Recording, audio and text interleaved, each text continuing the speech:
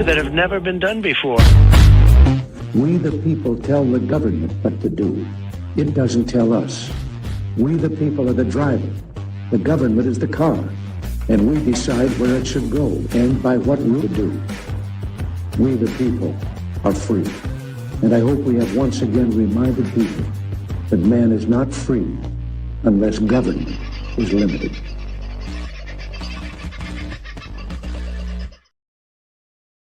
Hey folks, how are you? Hope you're doing all right for a Tuesday day. Ben Crook, for those of you who didn't see my earlier message this morning on one of the Facebook channels, or one of the YouTube channels rather, got kicked rather solidly by whatever is attacking people at the moment, and I feel all right today. A lot of energy gone, more than anything else, I think, is probably the easiest way to describe that. But at any rate, I will not continue on with that right now. For some reason, my phone is taking dictation of everything I'm saying. Wow, that's really quite strange. And not at all something I was expecting. Can I stop it? Well, apparently I have to delete it word by word. There you go. How strange is that? So, no, I'm not recording my phone conversations, and I'm turning the phone off there and now. Who was in first tonight? I think Debs was in first tonight. Deb Shepherd, thank you so much for getting in, Deb. And unfortunately, no, you didn't win the lotto. Bummer. But somebody with a name starting with P did win $750 today. Congratulations, and thank you to everybody who entered and tried their chance at $750. Nicker, there is a new lottery running now. We went and had a bit of a look at it before, and I think there's about 30-odd tickets already sold in that one. So let me just check. There might be a few more. The lottery will go off again as soon as we sell the remaining tickets, and it does look like there are 720 tickets left to sell. So feel free, folks, if you would like to be part of it. We send a share of everything that is made out of this to the Good Samaritan Donkey Sanctuary. Baz and his lovely other half, Sandy, who look after, and their team look after a huge range of beautiful donkeys down there, and they are flat out at the moment. There have been feed issues, there have been rain issues. Donkeys, of course, don't deal well in wet paddocks. They are a desert sort of a animal, and their hooves and legs do not do well in ground that's sodden. So there's a fair bit of care going on at the moment for them all. G'day, Donna. Thank you for coming in tonight. Andrew and Tony, thank you for all the healing you've sent me, and to Connie too, over the last few days. And to those other folks who've reached out in various different ways to contact me to make sure that I'm okay. Thank you. I really didn't know that many of you cared.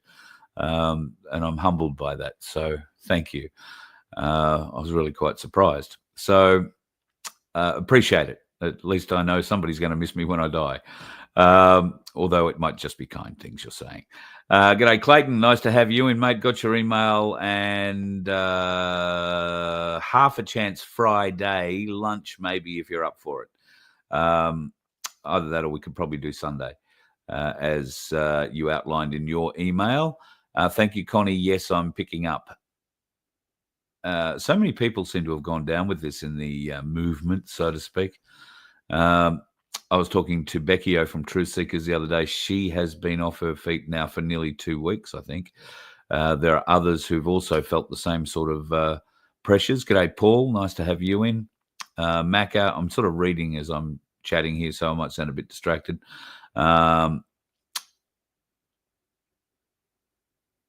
It's better if I don't talk and write at the same time. G'day, Toxic. Margot is in. Vince is in. Now, Vince is another one who has been unwell. Another New South Wales winner, Vince says. Righto, beautiful. At least we know which state they've come from. Congratulations, P. Not T, but P this time round. And you will have already received your email. And Vince may well have already put the money in your account. I'm not sure. you'll have to reply with your account details. That makes it a lot easier for us to put it in your account rather than anybody else's. You'll understand that. And of course, all your account details are secure. You don't have to worry about Vince or me for that matter. I don't even see him. Andrew, nice to see you in. G'day, Pete Repeat. And Dusty, I haven't seen you in for a little while, but then again, I haven't been in for a little while myself, so who knows? Look, strange things have occurred in the time I have been away. There has been Sunflower. God love you. How are you, Dylan? And g'day, Crunch. Strange things have occurred with this whole system that I use to present, in that it's done a bit of an update. And I've uploaded stuff today, which I thought would work in a way it normally does. And apparently it doesn't work that way anymore.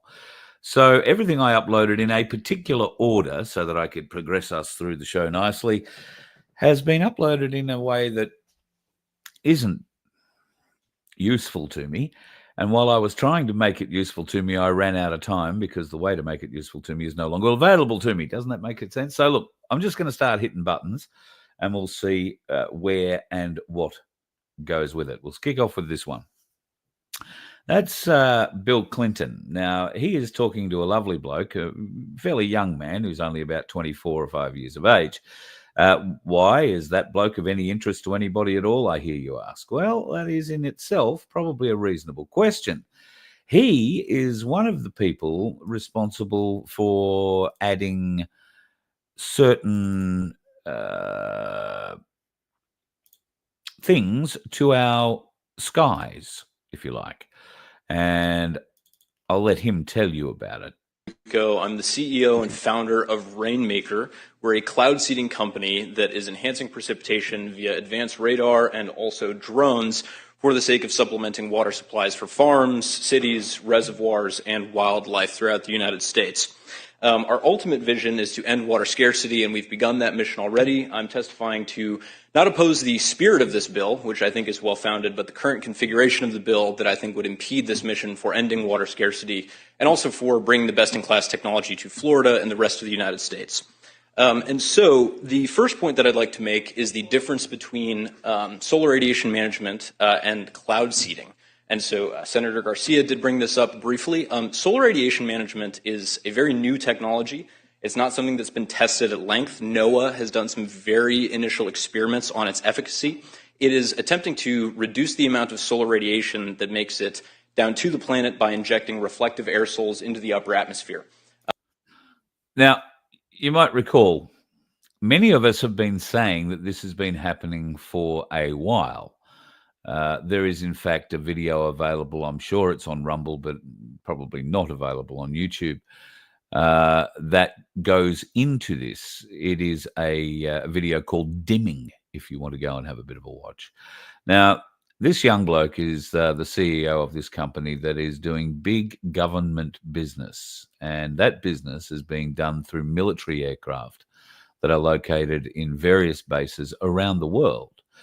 This is quite a lengthy video, so I'm not going to play the lot of it, but I would urge you, if you do have people in your life who don't believe that cloud seeding is a thing or that dimming is a thing, dig these videos out, show them. Classic example over the weekend, if you're a Formula One fan and you were following whatever happened in England over the weekend at the British Grand Prix, Thursday and Friday of the British Grand Prix were absolutely beautiful for England days, beautiful clear blue sky days. And of course, Saturday and Sunday, the business days of a Grand Prix, they like to try and make things a bit more difficult. I don't know why. There were 500,000 people who went to that event across the course of the weekend.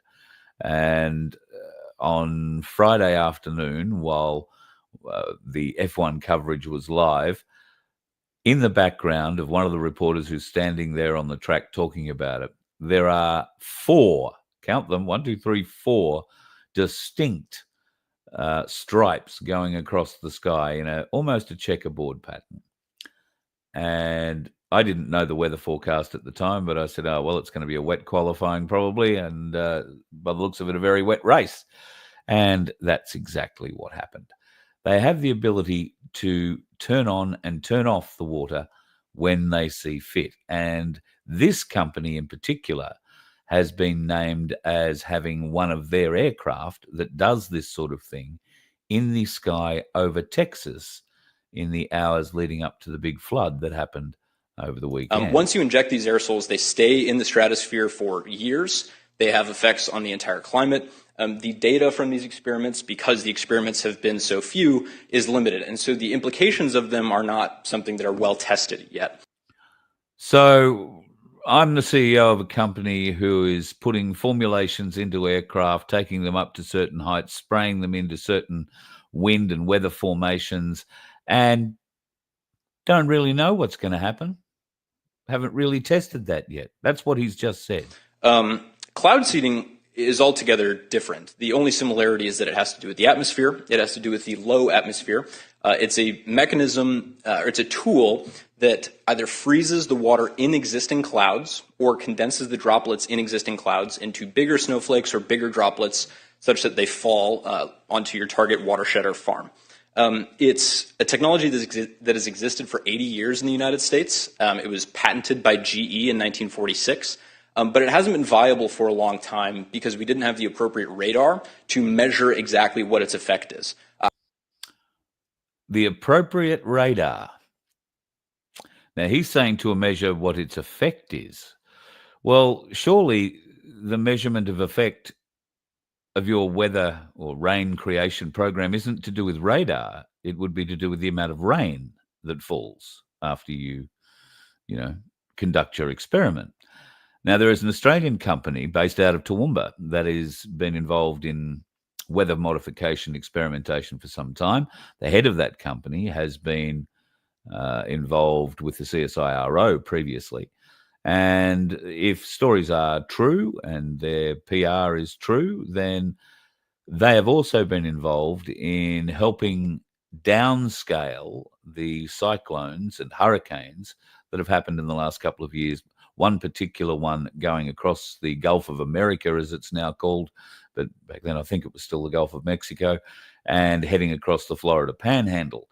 That was a Category 5, I think, or expected to be a Category 5 hurricane as it came across the Panhandle. But this Australian company, working in conjunction with American government agencies, was allowed to see if they could modify it, and they did, through their actions, be able to somewhat mute its power, its strength. It dropped, I think, from a Category 5 to a Category 2 before it breached the coast.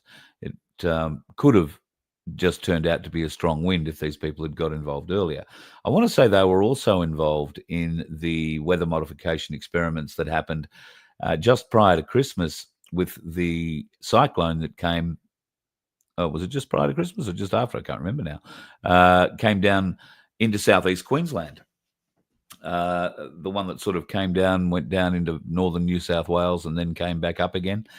They were involved in trying to modify the power or the destructive forces involved in that. And I have never heard whether or not they were credited with any actual success in that regard. But it does appear that this is pretty big business all around the world. I can tell you definitively that there is not cloud seeding going on in the state of Florida because you would be able to see its effect on radar. So the National Center for Atmospheric Research produced some great results from what's called the SNOWY campaign, where they were able to verify cloud seeding's effect, and they saw tens of millions of gallons of precipitation occur from each of their interventions. And that was very, very easily distinguishable on radar. It also is worth saying that it's local in its scope, and it is very short temporally. So if ever there is cloud seeding going on and you don't like the consequences of it, there are unintended consequences, and it's quite well characterized, so the unintended consequences are minimal. You can stop whenever you like. The unintended consequences are minimal. All right, so this guy, his company, had at least one aircraft in the air in the days, hours before the big storms happened in Texas over the weekend. That storm was localized. When I said that big storm happened in Texas, Texas is a big place. This storm happened in a fairly localized area. It washed away infrastructure, it washed away homes, and unfortunately, it also washed away a summer school for young girls, 7 to 17 years of age. And a number of those children have been lost, as well as the people who were on staff at that camp. Overall, there are coming up close, I believe, to 200 deaths that are known, and there may well be more at this stage that aren't known. This storm, this huge surge of water that came down the Guadalupe River, was completely unexpected, and it came at night. So there was no warning. This, particularly for this this summer camp, they had no communications. It was what they call a dark camp. None of the kids were allowed to have mobile phones or technology at all. It was to get away and detach from all of that for however many weeks they were there.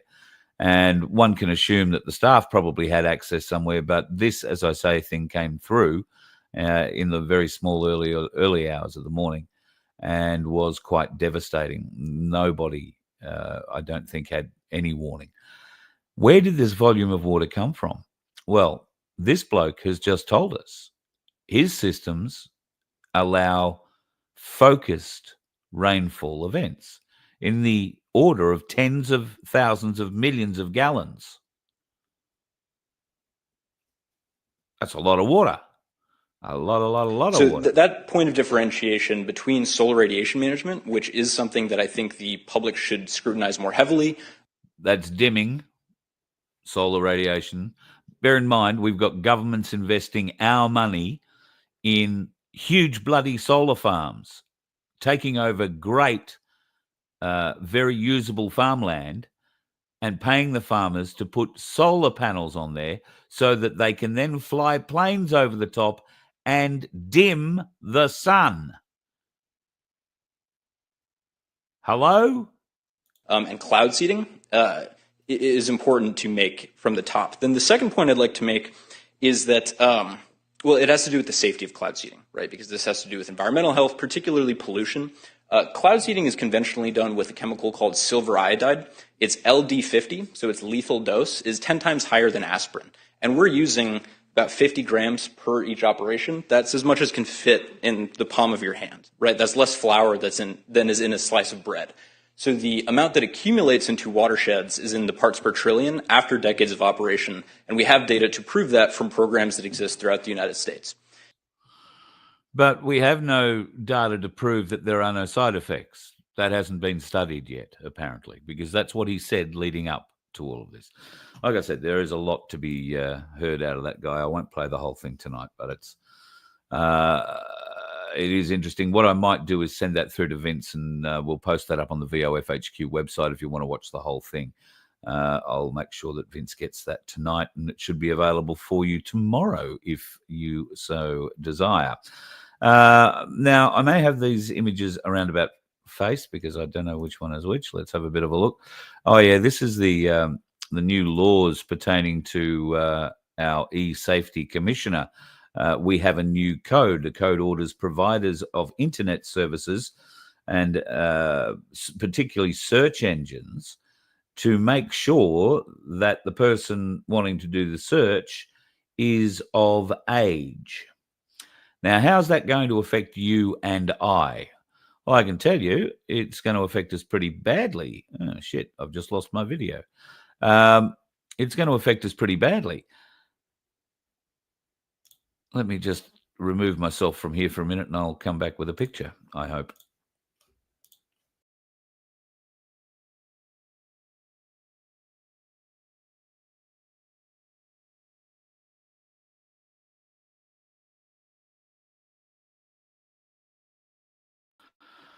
Okay, there you go. Sorry about that. Yes, it is going to affect us in a way that they promised us it never would. Now, that way is going to be, we are going to need to prove who we are. We're going to need to answer age verification questions, or we're going to be using that little camera there so it can facially identify us and allow us as approved people for internet access to be allowed to ask the question of the search engine that is going to lie its ass off to you anyway if you ask it one of those hard questions, particularly if you go to the one starting with G. Don't ever expect a truthful answer. If you've got a serious question, don't ever expect a truthful answer out of it. It will not give it to you, not in a million years. And I have doubts that there are other search engines, there are other browsers. I would suggest the Opera browser, but all of these browser companies are going to be subjected to the same laws by our e-commissioner, who has been caught herself in a whole web of rather interesting bullshit in recent days and times, not the least of which is her use of the WhatsApp phone system and using it to hide the messages that she's been having in between or having with conversations with journalists and other interested types. Now, this is the woman we're talking about. Of course, she's not an Australian, or at least not a natural-born one. Julie Inman Grant. This woman needs to be removed, and removed as fast as possible. She is going to be one of the larger problems that we face in this country, particularly when it comes to clamping down on free speech. And she is very, very dedicated to doing just that. So keep an eye out on Julie Inman Grant. There have been some restrictions going back. She's had her head pulled in a little bit for her recently, but that usually means to me they're going to come back and kick a little bit harder. Now then, interesting things going on in the world at the moment. This is the Pacific Ring of Fire. If you're unaware of how that really works, we're sort of surrounded by it. As you can see, New Zealand, New Guinea, Indonesia, all the way up the coast of the Philippines, into and around Japan. And that's where, particularly at the moment, there is a fairly large level of interest in what's going on there. Frighteningly, there are swarm volcanoes happening in southern Japan. Now, these swarm volcanoes are happening in an island group that is just south of the big southern island. And when I say there is a swarm of volcanoes, we are talking over 1,200 of them in 2 days. Now, they are of differing intensity, but they are all at the same depth, and this indicates a very large movement of magma. They have also had an eruption of a volcano on one of those very southern, smaller islands. Now, where this is happening is not a highly densely populated area. In fact, there is an island chain that really probably has less than 1,000 people living on it. However, it is what's moving and where it's moving that is causing the concern. Of course, Japan is very aware of its seismic relation to the world, and there are a number of volcanoes, not the least of which is Mount Fuji, that are still in an active status. Some in the southern area are very well known, and their magma chambers, if you like, their feed to the volcano, are very well mapped, very well known. What is happening off the southern end of Japan at the moment is something terrifyingly new. The people, the volcanologists, the geologists who are studying all this information have never seen movements like this in this part of the world, particularly in this part of the tectonic plate. It is not known as an active volcanic zone or an active, beyond the norm in that area, earthquake zone. Apparently, it's called a subduction zone. That means the Pacific plate is going under the European plate, and that is causing huge new displacements underground, and magma is moving at large volumes and at pretty rapid speeds. Eventually, this magma is going to find a way out, and at the moment it appears an underground or an underwater volcano could be forming. However, if this is, and now recent scientific evidence is showing that it might be related to the caldera of the big southern Japanese volcanoes, if that is the case, then we are looking at a super volcano, And if there were to be an eruption of that scale, then there will be very large waves. There will be tsunamis that will affect large portions of the Pacific. Now, Australia, and I'll bring that little map up again if I can. Australia would be, to a point, semi-protected from this, but Indonesia would suffer, and the Philippines, any low-lying islands would be decimated.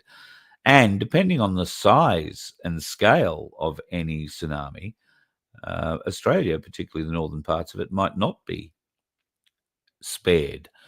So these are pretty serious times, and it's not in isolation that we talk about the Pacific Rim, because it's also happening in the northern hemisphere around the Mediterranean. In Italy at the moment, they are having volcanic eruptions, they are having earthquakes, they are having landslides. This is almost a daily occurrence in different parts. The Alps, especially, France, Italy, Switzerland, Austria, Germany, all these countries who have some of the most magnificent mountainous landscapes are all suffering those mountains collapsing in various different portions and parts. Luckily, some of it seems to be into uninhabited areas, but there have been a number, particularly in Switzerland and in Italy, that have, and I think in France, that have impacted locals, little villages to moderate-sized towns at the moment. But these aren't rock slides coming off the side of a mountain. These are large chunks of a mountain coming down.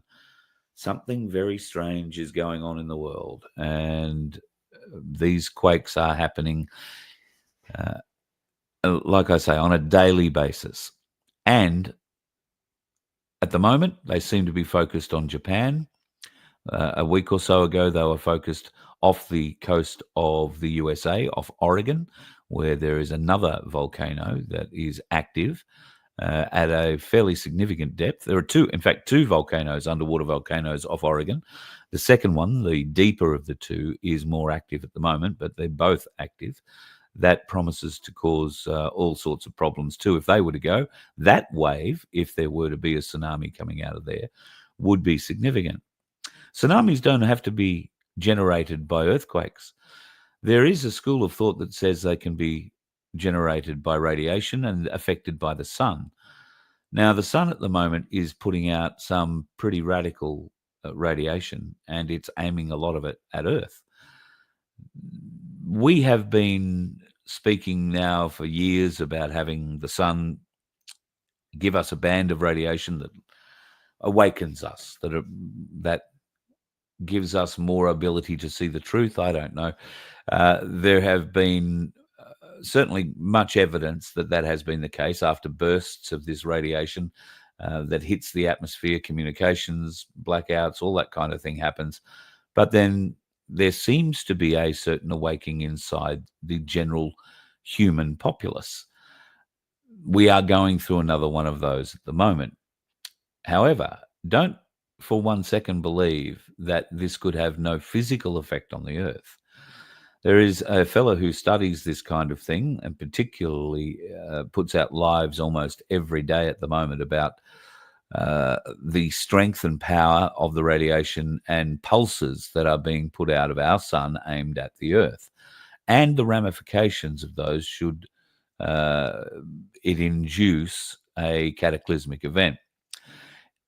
Calculations have been done, particularly here for Australia, about surviving the tsunami. Now, this, I suspect, is the pole shift tsunami that has been predicted, and that won't be a 90-degree or 180-degree flip. It will be more a 90 or less than 90-degree pole slip.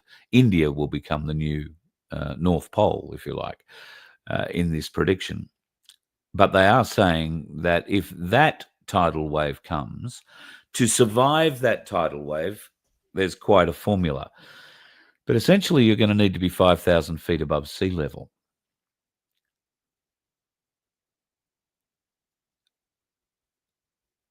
Plus however many miles you are from the coast.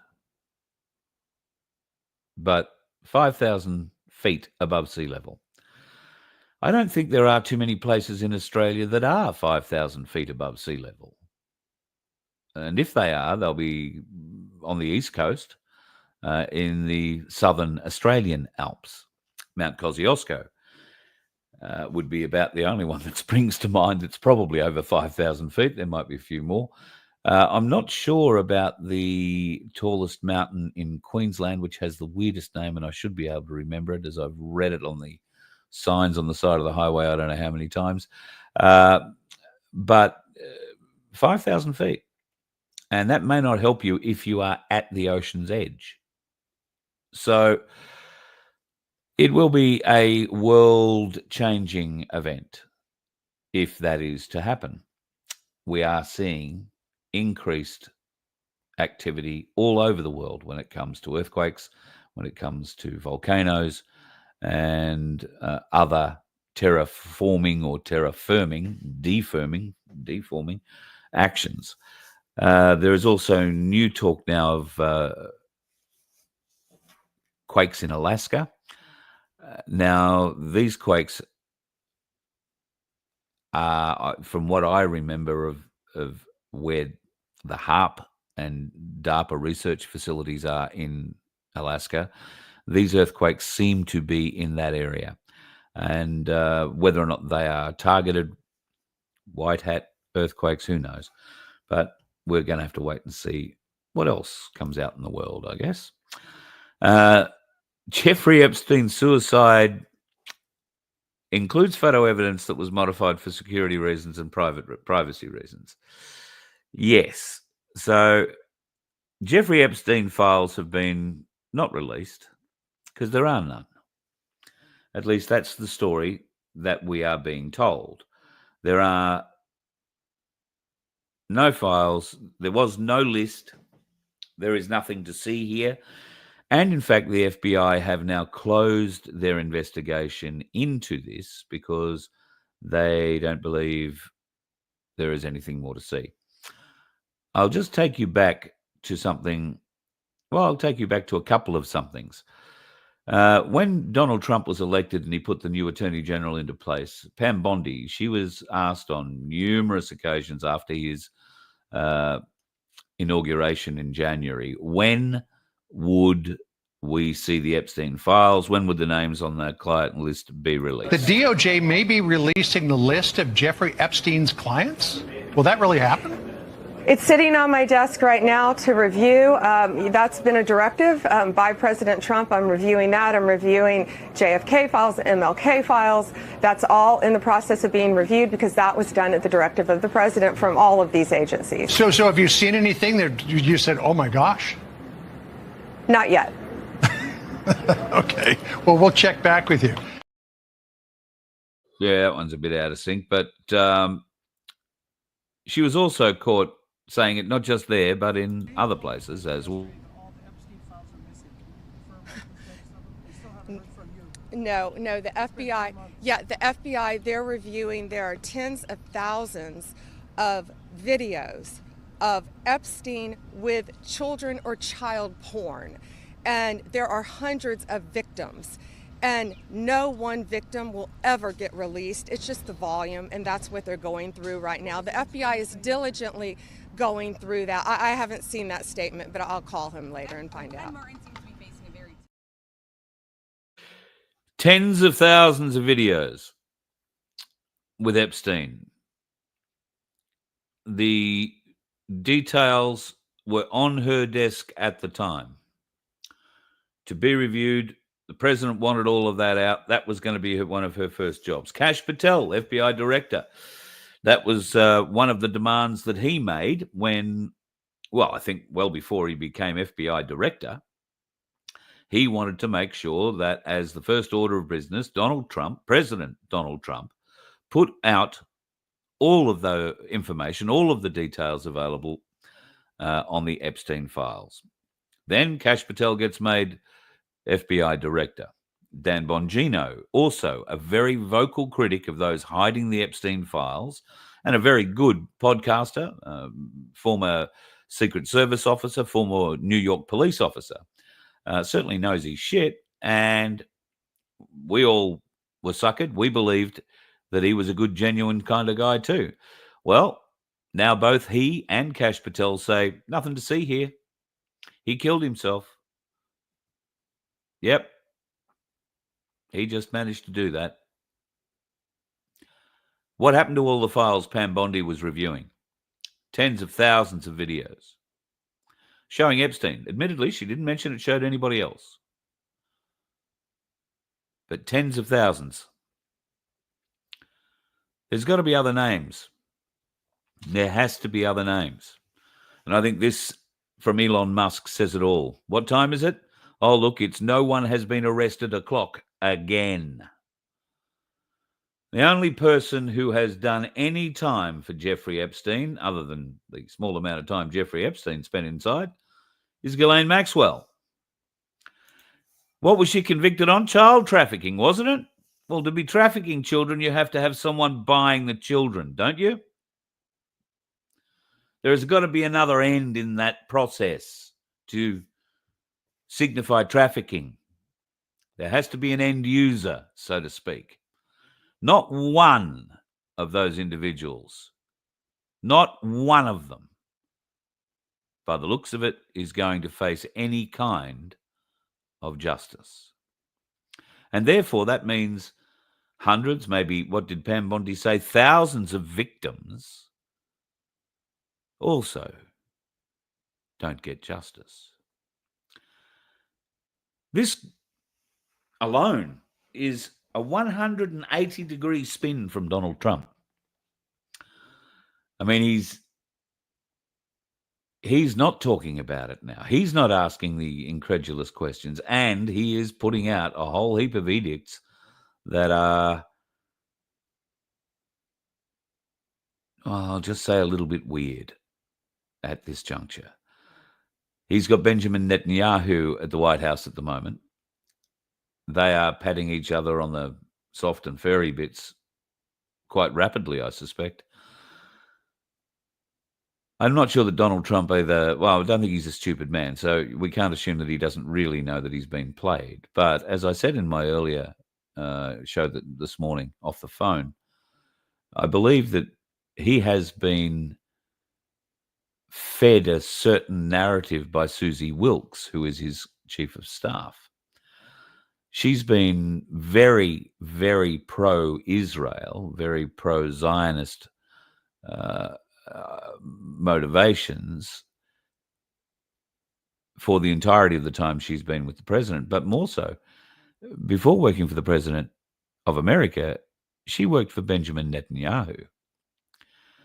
Now, there is a team of Zionists surrounding Trump in the White House that protect him from anybody else that might be putting forward a different narrative to the Israeli one.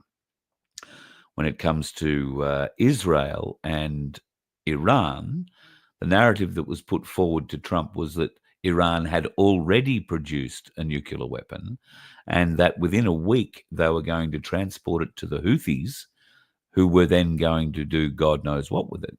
You know, blow up Jerusalem, blow up Tel Aviv, blow up Jerusalem and Tel Aviv, blow up Washington, D.C. or New York. Who knows? But that was the motivation for Trump to send in the bombers, the B-2 bombers, the stealth bombers that did apparently irreparable harm to the Iranian nuclear research facilities that they hit. And I have no doubt that the bombs would have made a big mess, a very, very big mess indeed. Whether or not there was much in there to make a mess of, who knows? Whether or not Iran has had their capability knocked back, who knows?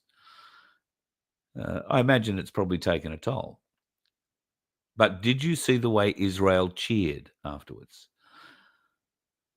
Did you see the way Trump flexed back when the ceasefire was announced and Israel immediately sent a whole heap of, and how did Trump put it?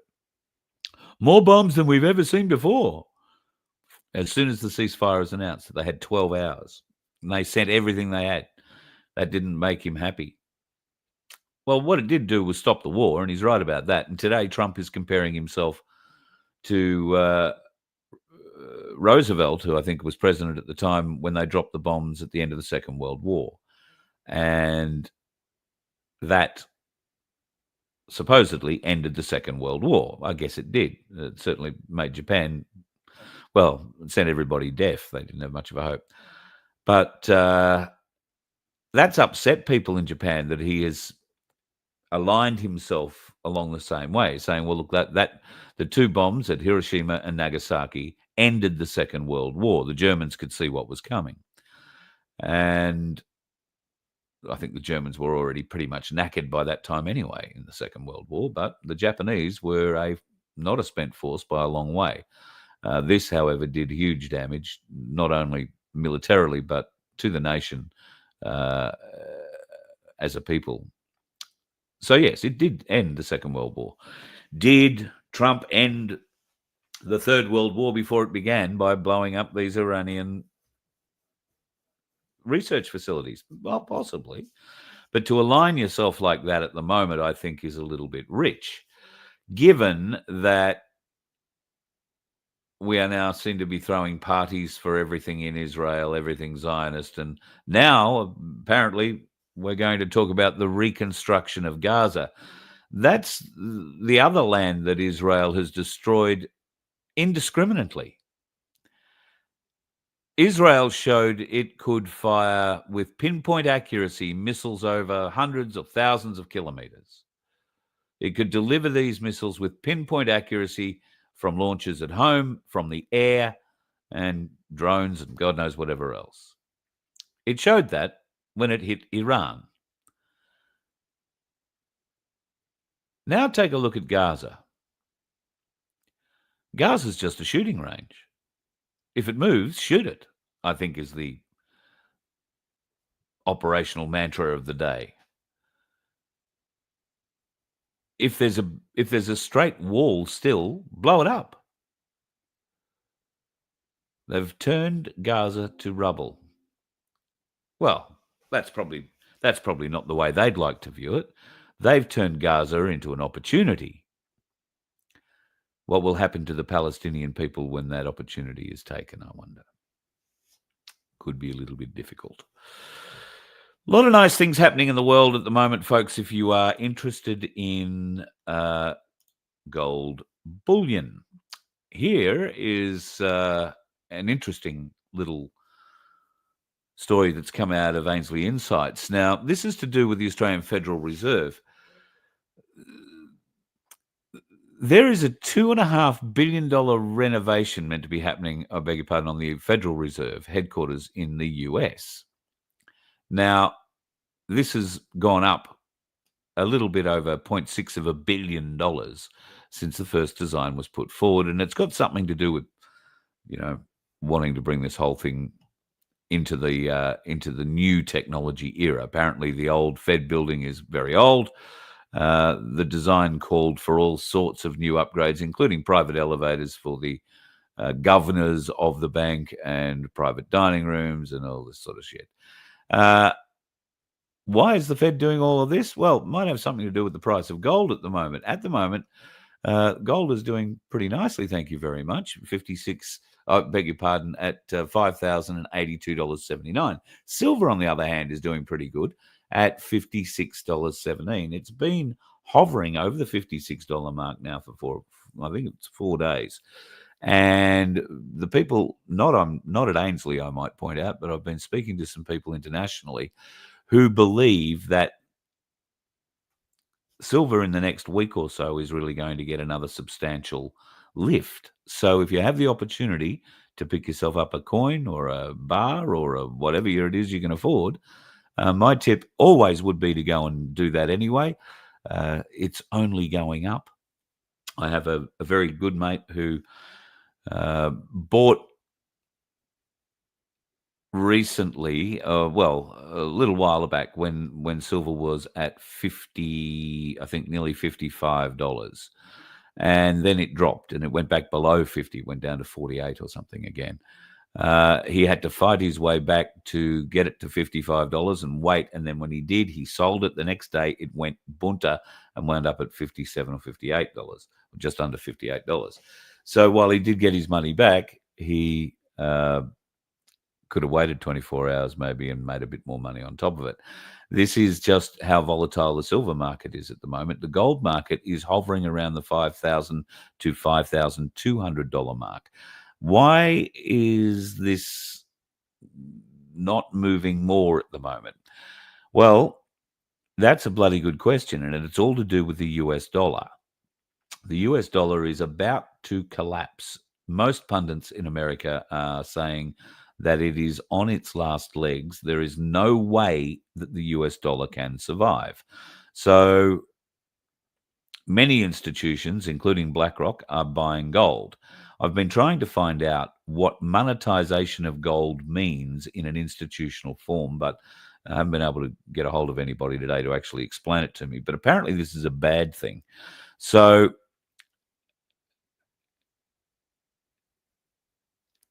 I don't want to talk about the monetization of gold because I don't really understand it, given that I thought that's sort of what we were doing anyway. If we're buying a bit of gold or a bit of silver, we monetize it eventually if we have to sell it to go and buy or pay a friggin' bill, as is normally the case. Certainly in my case anyway. So I'm going to find out more about this monetization of gold, particularly as it seems to be only in reference to big companies, big institutional companies buying large amounts of gold. And I'm particularly interested in the BlackRock gold pile, if you like, because they're the ones that are actively trying to protect themselves, I'm guessing, from what's coming. And that will be the true realization of the stock markets, the true understanding of the true wealth of value of silver, which has been suppressed using debt and other triggers inside a corrupt stock market system for years. So looking forward to seeing that all coming to fruition. We've been invaded. Canada have arrived, and people are going to start getting a bit funny and start saying, oh, geez, there's lots of strange military aircraft flying around the country, and there will be for the next little while. That's because Operation Talisman Sabre is about to kick off, and these photos were taken at Rockhampton Airport, where a lot of the international contingent fly into and operate out of. Of course, Shoalwater Bay is only just north of Rockhampton and Yeppoon. It's a training area that stretches along the coastline. I'm not exactly sure how far, but a fair reach up towards Mackay. And it's an area of some 450 odd kilometres if you're driving along the road. It's a live firing range. They don't just fire guns on that range. They fire things onto that range from aircraft, from ships, and God knows anything else. So it's a fairly exciting place to be around, a little bit like Canungra here when they do a live fire show here. But that's all happening across the northern half of Australia for the next little while. I think the operation kicks off in another week or so, and it usually runs for 2 or 3, maybe 4 weeks.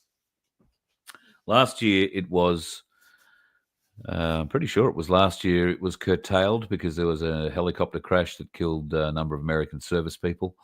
There are Americans, there are Indians, there are Singaporeans, there are Canadians, New Zealanders, and I want to say I've missed probably 2 or 3 other allies that have come over so that we can share our lack of technology with them and they can show us exactly what they've got too. So be prepared. You're going to see a lot of military aircraft that aren't Australian flying around the skies. Don't think anything wonderful is happening like renditions or anything like that. It's probably not going to happen, unfortunately. We don't have yet, but God, wouldn't it be nice if we did, an alligator Alcatraz. If you're not aware, it's in Florida, this new immigrant holding center. And unfortunately, one of the Mexicans being held there decided to escape. He managed to pick the lock of the bunkhouse that they are in.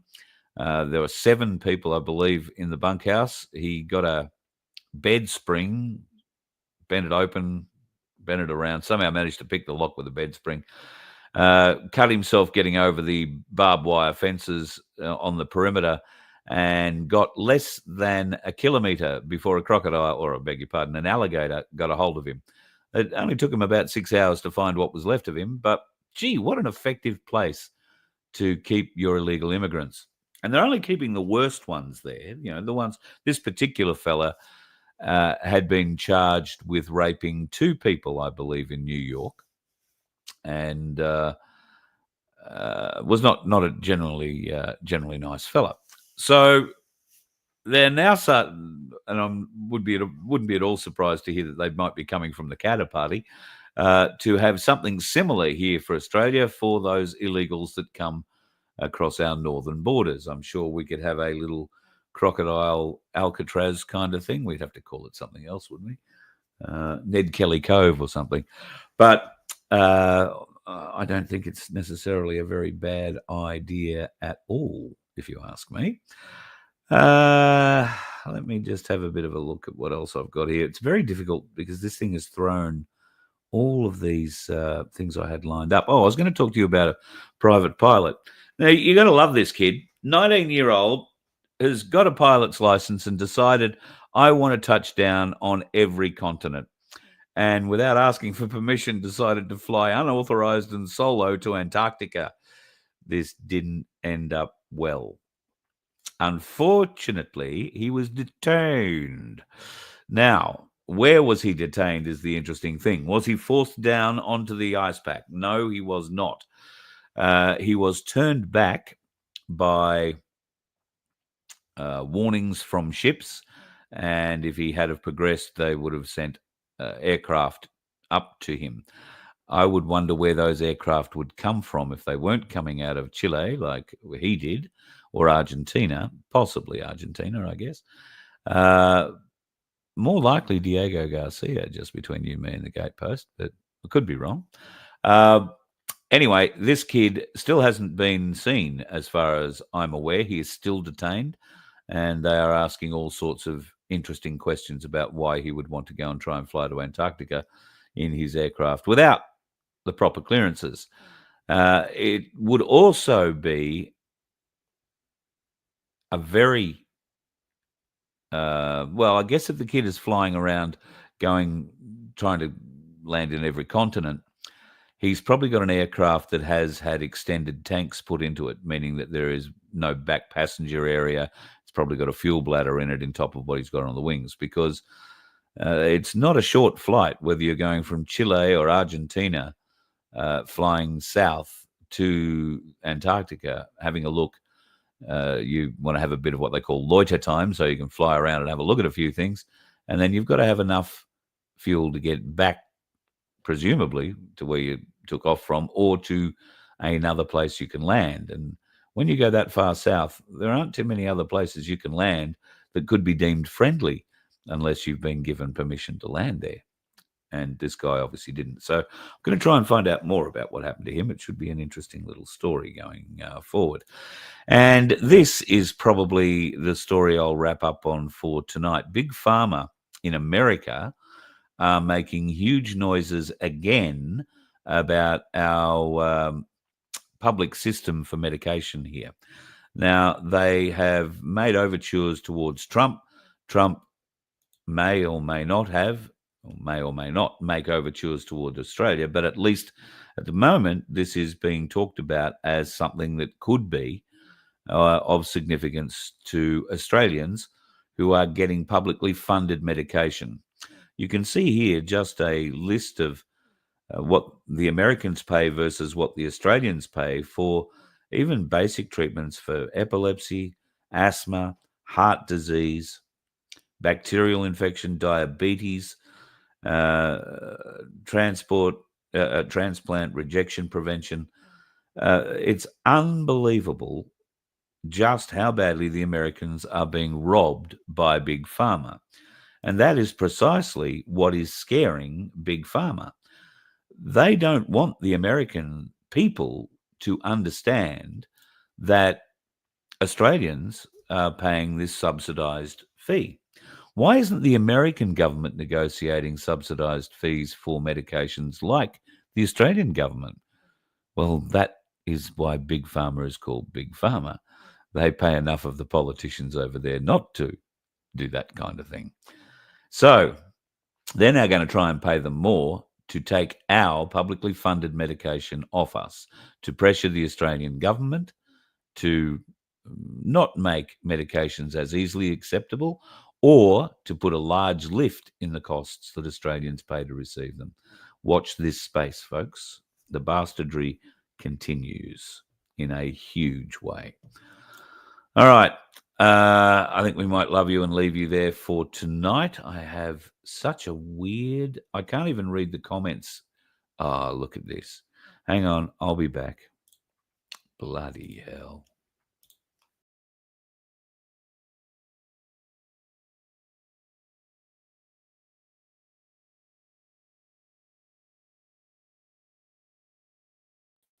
Truly crap. That's really how I've got to say I'm enjoying this new StreamYard. Truly crap. Anyway, that is what it is for the time being that it is. And while it is what it is for the time being that it is, that's what I can really do. I'll put my background back up so you don't have to look at all the crap sitting in the background. That might, well, in theory, that would work if the background actually worked. I've got to say, StreamYard have surpassed the dickheads on the road today. They've made it to the top of my list. Have a